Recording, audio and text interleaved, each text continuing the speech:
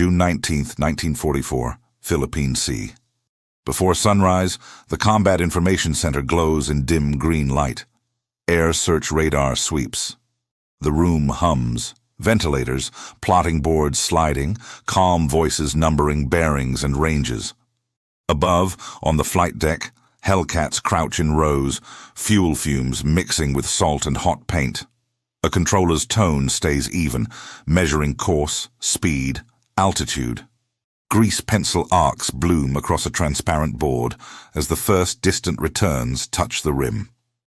Far out, beyond the horizon, a trap begins to form. Barrier patrols nudged forward, altitudes stacked, headings arranged to force a head-on clash. The ocean is immense, the fleet a tight, glittering knot at its center. Down here, there is only range, time, and geometry. The first merge will happen where the carriers cannot see it. When it comes, it will be fast and decisive. And the one voice guiding it will not rise or fall. It will stay calm. To see why that calm mattered, and how it was built, we need to step back to the forces and plans converging on Saipan. Saipan, 15th June 1944. The invasion goes in at dawn. Amphibious tractors crawl through surf. Naval gunfire walks the beaches. Over the horizon, the fast carriers of Task Force 58 ride in loose formation, their flight decks black with aircraft. Admiral Raymond Spruance's Fifth Fleet guards the landings. Vice Admiral Mark Mitscher's carriers hold the shield. The Japanese response is immediate. Eigo, Japan's decisive counterstroke, activates the same day. Vice Admiral Jisaburo Ozawa sorties the first mobile fleet from Tawi. 9 carriers pivot north and east. Taiho, Shokaku, Zuikaku, Hiyō, Junyo, Ryuho, Chitose, Chiyoda, Zuiho. Battleships, cruisers, and destroyers screen the formation. The plan relies on reach. Carrier aircraft will join with land-based flyers from Guam and Rota. They will find the American carriers, hit them from altitude, and finish them with follow-on waves. Numbers and surprise will carry the day. But the Allies have spent 2 years building systems to blunt that kind of blow. Radar sets now crown masts across TF-58. Long-range SK and SC air search antennas, SM height finders, SG for surface picture. Combat information centers sit at the heart of every major ship. The rooms are dark, the air is cool. Boards and transparent plotting screens capture the sky in grease pencil. Inside, a new kind of warfare has matured. Fighter direction. The doctrine grew from hard lessons. Coral Sea and Midway taught the price of missed vectors. Santa Cruz and Guadalcanal taught chaos. The cure was method, a single controller for each sector, a clean radio net, bearing, range, angels, speed, delivered in clipped even cadence. No chatter, no speculation. The controller would be the pilot's second sight, extending the carrier's reach past the horizon. On Mitscher's staff sits Commander John Jimmy Thatch, veteran fighter tactician. He calls the concept the Big Blue Blanket. Flood the air beyond the fleet with fighters, stack them in altitude, slide them forward along the threat axis, keep them fresh, fueled, and armed in shifts. Build trap lines, barrier cap, so that attackers, no matter their approach, must drive head-on into guns and propellers. Surround that with a second layer. Anti-aircraft rings of 5-inch 38 guns with proximity fuses, 40mm Bofors, and 20mm Oerlikons. If anything slips the fighters, the flak will reap its share. The stakes on both sides are enormous. For Japan, the Marianas are the inner rampart.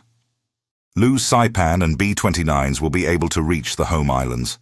For the United States, a decisive fleet victory will open the Central Pacific. The carrier arm is confident now. Air groups are large, well-trained, and equipped with rugged F-6F Hellcats, SB-2C Helldivers, and TBF-TBM Avengers.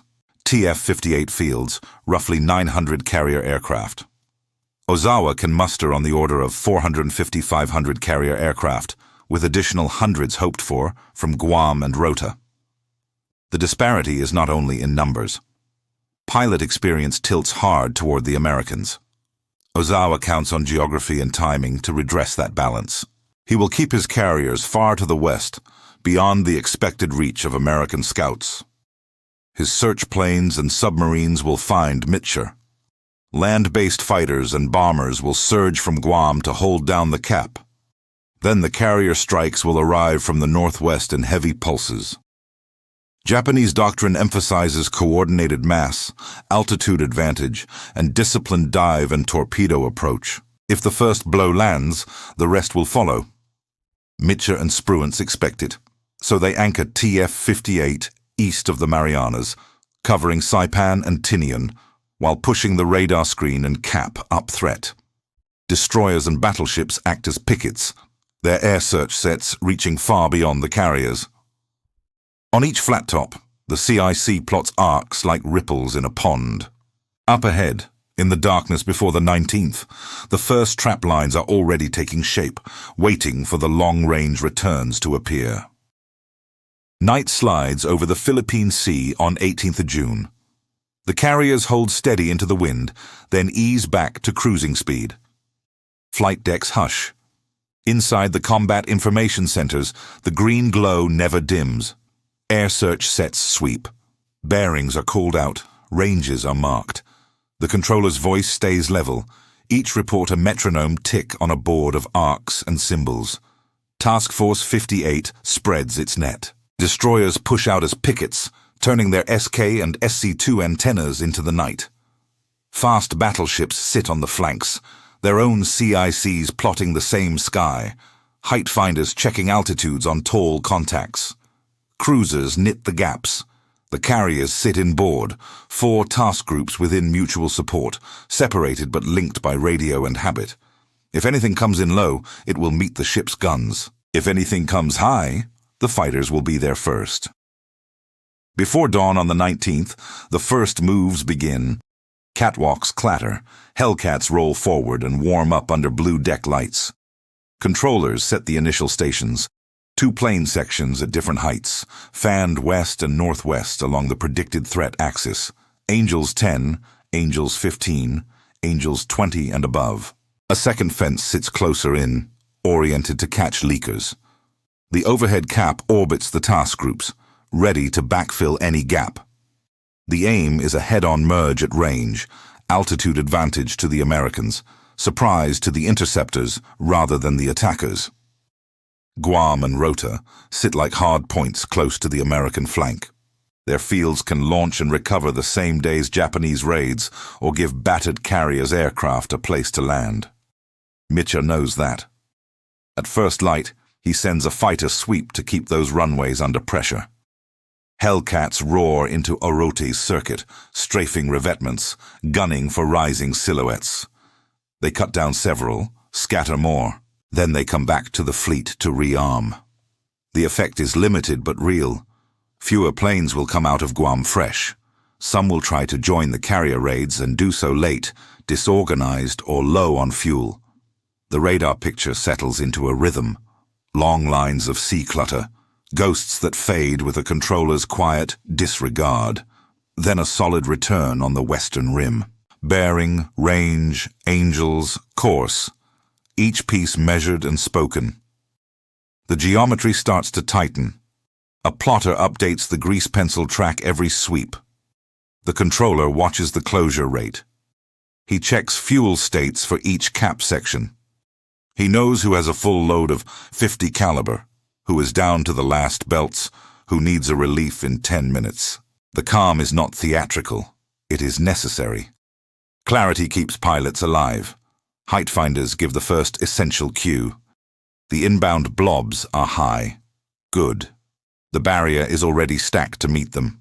The controller slides one section forward, 5 miles and 2,000 feet.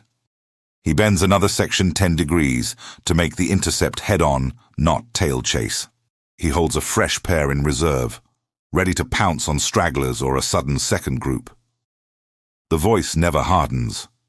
No drama. Just vectors and angels in the same even cadence. Mid-morning, more returns appear, separated by distance and speed. The far group looks like the first major carrier raid. The closer returns might be Guam-based fighters trying to climb into the stream, or a scout turning home. The trap can work on both. He assigns a high section to the far group and flips a lower pair to shepherd the nearer contacts away from the fleet. The picture is now a living map, updated every 10 seconds. The board is crowded with marks, but the spacing still favors the defenders. Out on the horizon, the first cap sections report Taihō, visual at long range, sun behind them, altitude in hand. The intercept lines converge like strings being drawn tight. Below them, the fleet is still just grey flecks. The battle's opening is about to happen far from the carriers, exactly where the plan said it should. And when it breaks, the cadence on the net does not change, because this is the moment the barrier is built for. The first wave is coming into range, and the calm voice is already closing the trap. Shortly after 1000, the outer pickets see it. A thick return on the western rim, far beyond 100 miles, high and fast. The plot firms. Course steady, closing. In the CICs, height finders resolve the blobs into altitude bands.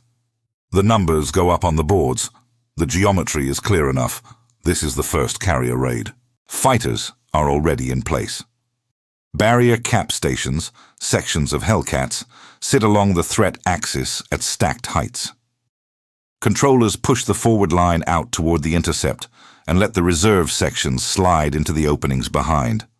Bearings and angels go to each section in turn. Speeds are matched to closure. No flooding of the air, no crowding the merge. Each pair has its lane. The trap is lines and timing, not noise. Out ahead, the horizon sharpens. Sun high. Cloud scraps at 20,000 feet. The raiders press on. Dive bombers and torpedo planes with zero escorts, the formation strung out by distance and fuel loads after a long launch far to the west. Few are veterans. Many are fresh from training, flying new types for which they have too few hours. They hold course because doctrine says mass is protection. Today, it is target. The first intercept happens far out, on headings that make the fight head-on. Hellcats drop their noses and walk into firing lanes at closing speeds that leave little room for reaction. The escorts break late or not at all. In seconds, the formation is punctured. Some attackers jettison and turn away. Others press. Behind the lead sections, the next American pairs are already starting their runs, altitude still in hand, speed still building. A controller marks splashes with small slashes on the board, but he does not pause on them. He has fuel states to manage and a second group to eye on the rim. The first raid is roughly 70 strong. More than half of it is torn away before the fleet is even in sight. What slips through is divided and low. Near the inner fences, more sections wait. They slice down through stragglers and scatter the last coherent knots. A fragment of the first raid makes it through the final weave of fighters and rides the flak corridors toward the ships. Anti-aircraft fire thickens at once, 5-inch 38s, with proximity fuses throwing timed bursts that hang like invisible curtains. 40mm and 20mm guns stitching the spaces in between. The battleship South Dakota takes a single bomb, a hard hit that kills and wounds and sets fires but leaves the ship fighting. No carrier is struck. The wake of the raid is strewn with oil and small debris, occasional parachutes, smoke pillars fading into blue. In the CICs, there is no celebration. The picture is still crowded. The controller notes reliefs and recovery vectors for sections low on fuel. He slots fresh aircraft into the outer lines and shifts the reserve closer to the next predicted intercept point. In the hangars, ordnance crews move ammunition fast. Flight decks cycle aircraft as if on rails. The medics on South Dakota dress wounds and clear smoke. The net remains calm. The day is not half done. Near Guam, a separate fight breaks open.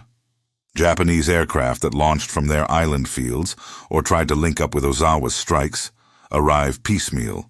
Some attempt to land at Orote. Hellcats overhead cut into them as they enter the pattern, taking advantage of altitude and speed to hit, while the targets are committed to the runway. The effect is brutal. The intended reinforcement becomes a lost ledger. The sweep flown at first light had already shaken these units. Now the cap turns the island into a secondary trap, where approach patterns become kill zones. Late morning, the second carrier raid appears. It is larger, well over 100 aircraft when counted by multiple radar sets and resolved by height.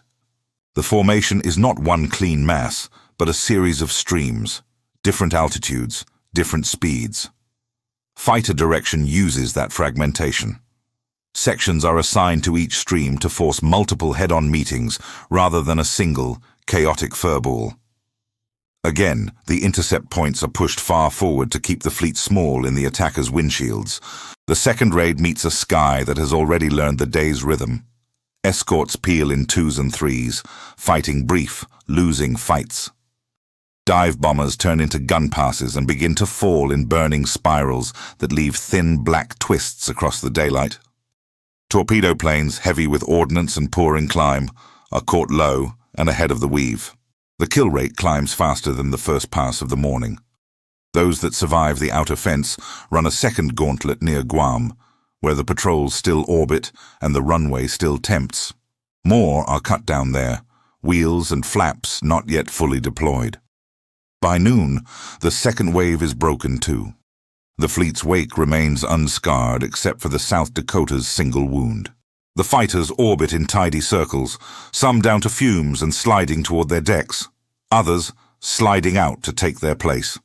The controllers redraw their arcs and pass the next vectors to the next sections, eyes back to the rim. To the west, new returns are forming on the edge of the scopes, and the cadence in the headset remains the same as the day turns toward the third and fourth blows. The scopes keep sweeping. The boards are wiped and redrawn, fuel states are checked, the cadence holds. The third raid appears as the late morning drifts into early afternoon, smaller, uneven, altitude bands, ragged from long climbs and course corrections. It is not one spear. It is a handful of tines drifting toward a point they cannot quite fix. Fighter direction works the geometry again. The outer barrier is reset. Fresh pairs slid into place where the board shows the best head-on angles. Another section is pushed higher to catch a group that looks like dive bombers. Vectors go out in clipped numbers. Then the pilots do what the plan expects them to do. They take the speed they built at altitude and trade it, clean and deliberate, for position and fire. The third raid breaks on contact.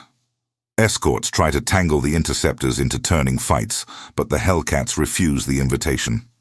They stay fast, slice through, and climb back out. Dive bombers shed altitude and courage together.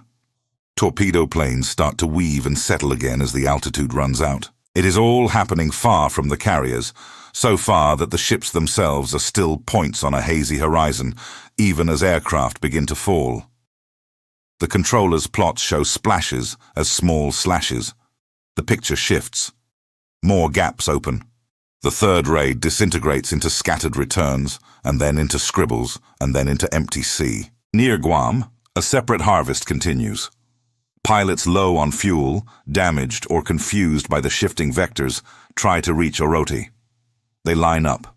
They drop gear. They slow. The overhead cap is waiting.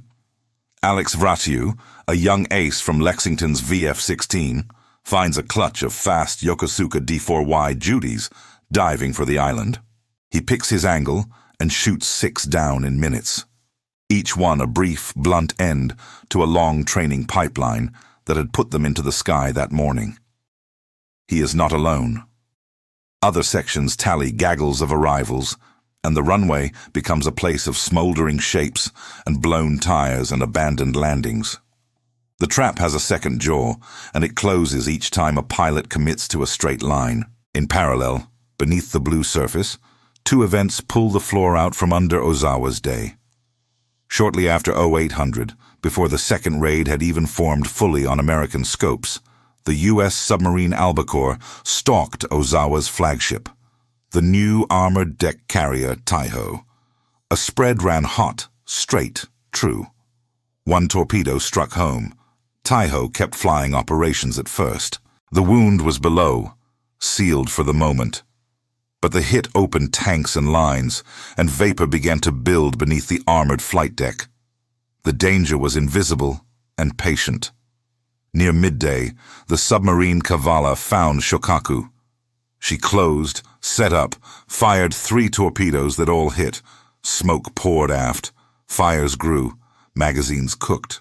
The veteran carrier sank early in the afternoon, taking pilots and deck crews and a chunk of Ozawa's remaining experience with her.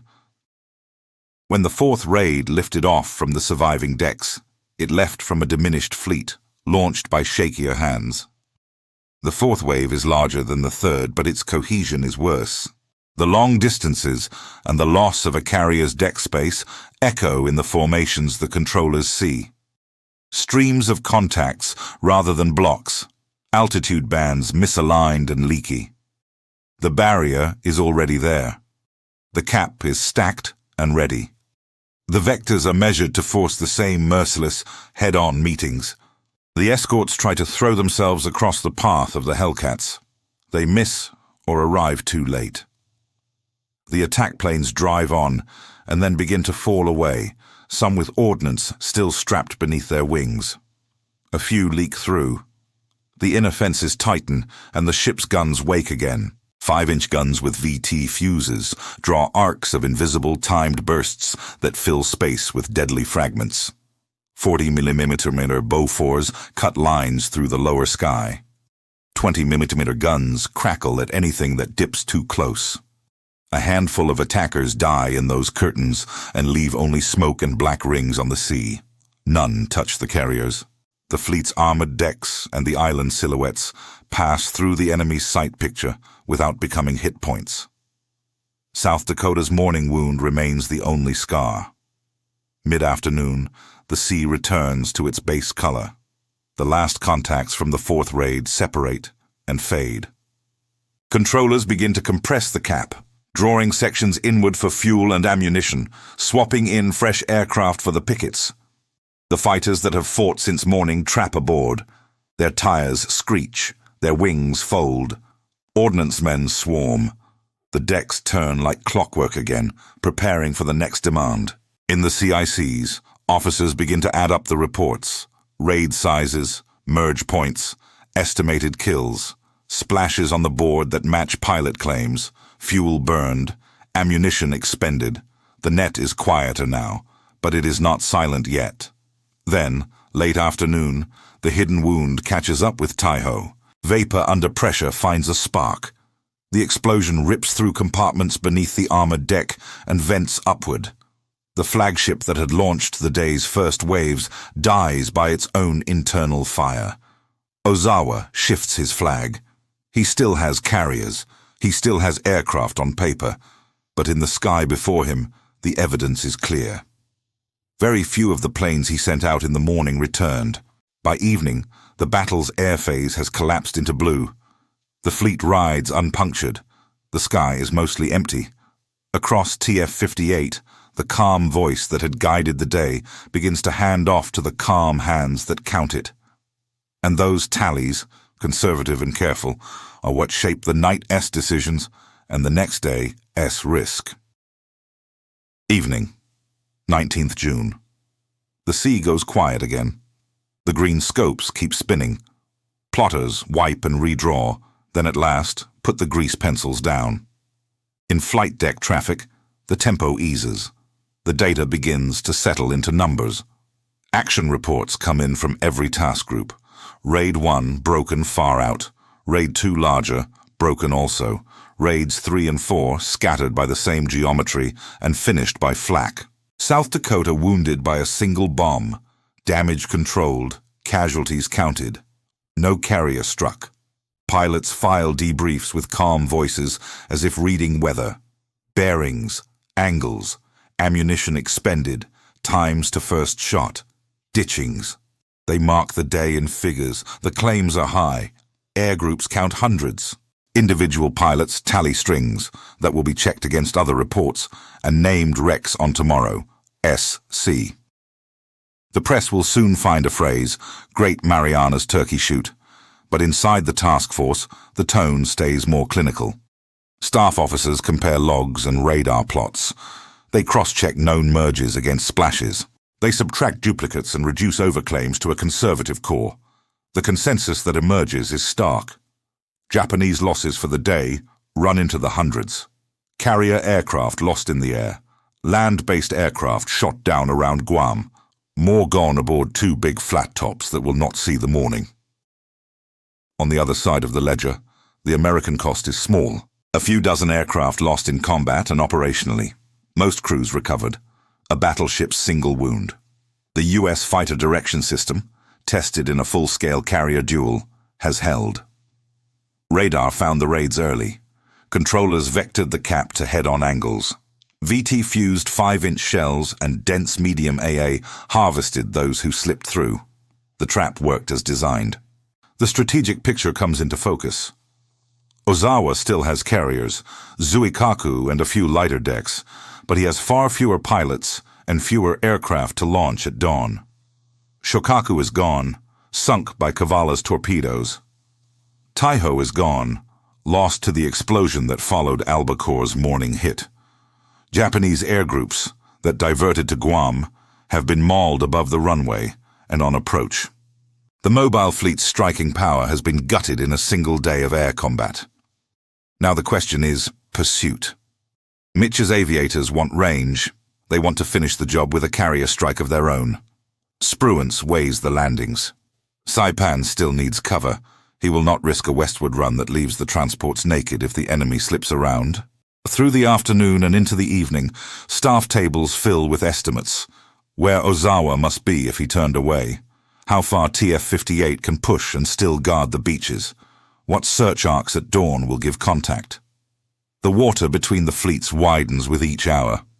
By midnight, the decision is measured, not dramatic. TF-58 will hold the Marianas shield through the night, then lean west at speed and sweep the horizon with daylight searches. If contact comes, the carriers will push an extreme-range strike. If not, the fleet will keep moving west until fuel, light, and pilot endurance dictate the limit. The net stays disciplined. The CICs stay manned. The boardmen sleep in shifts.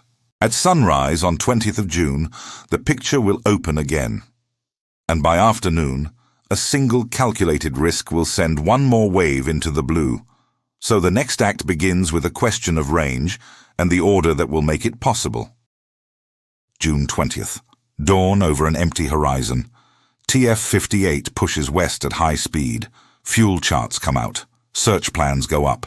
Scouts fan over a wide arc, each pilot with strict bearings and return times. The sea is big enough to hide a fleet. The calculus is razor-thin. Keep the landings covered. Keep distance closing. Find Ozawa before the light dies. Midday brings only water and haze. Then late afternoon, a contact.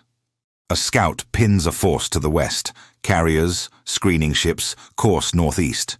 Positions are refined with quick, clipped reports. The range is beyond comfort. The light is starting to go. Mitscher makes the call to launch at extreme distance. The decks rise to the order like springs released.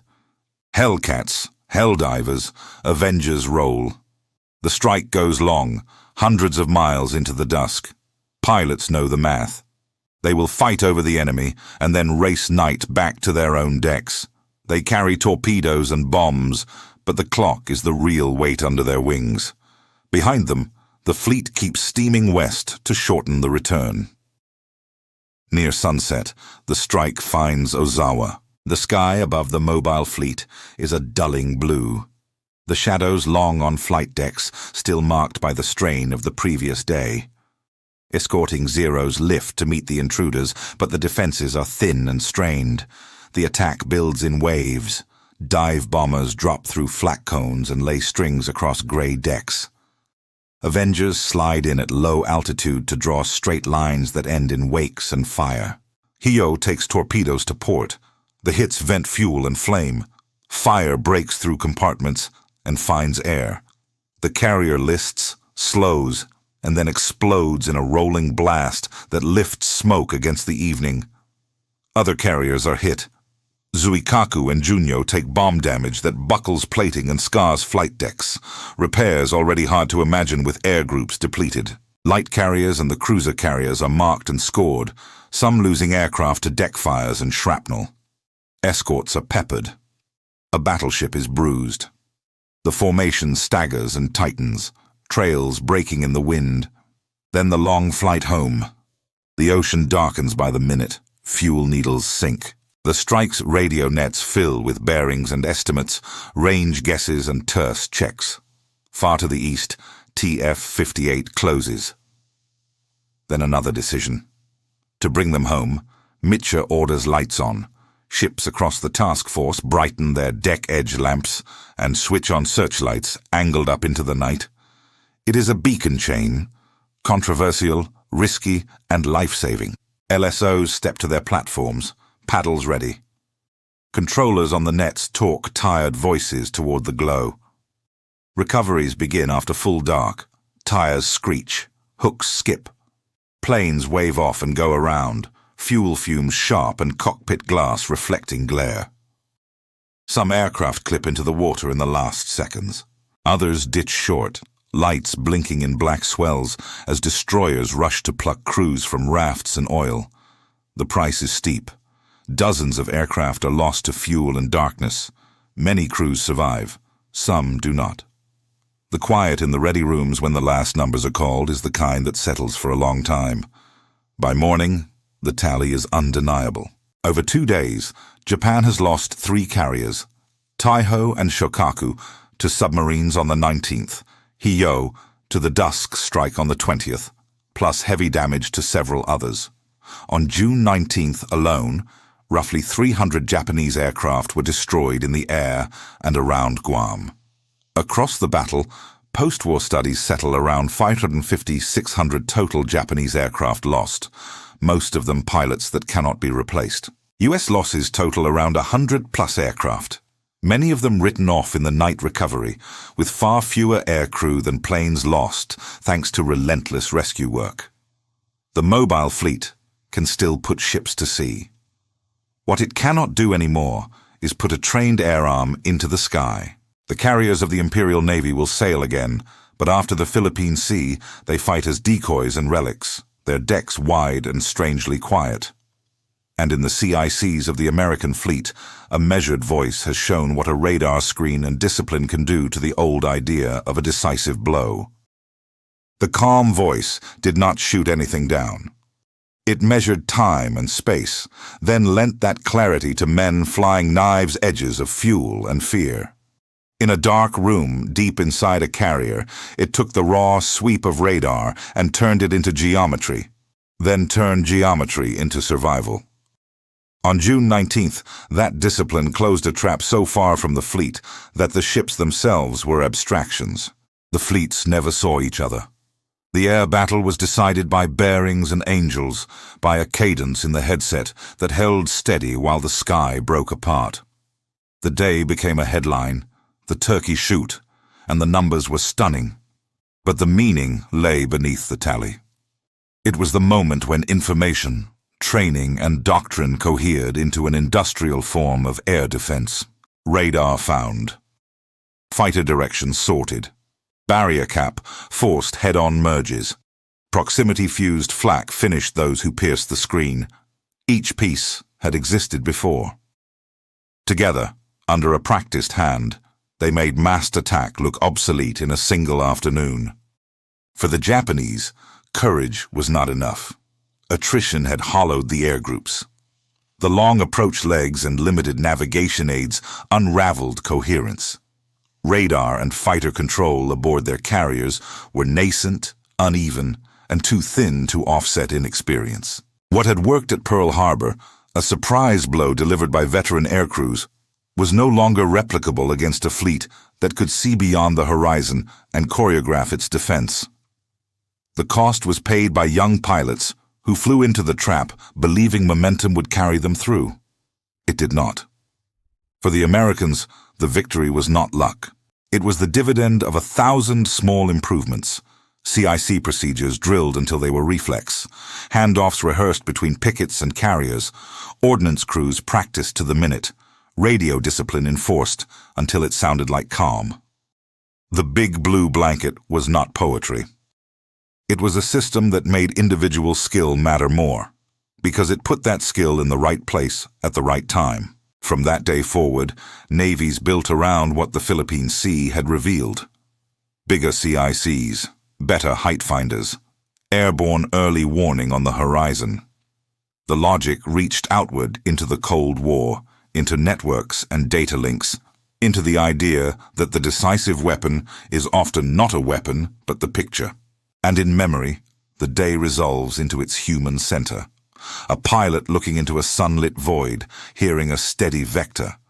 A controller watching arcs close, voice even as the room tightens. Calm did not win the battle alone, but it made victory possible, and it still echoes wherever range, time, and discipline decide the fight.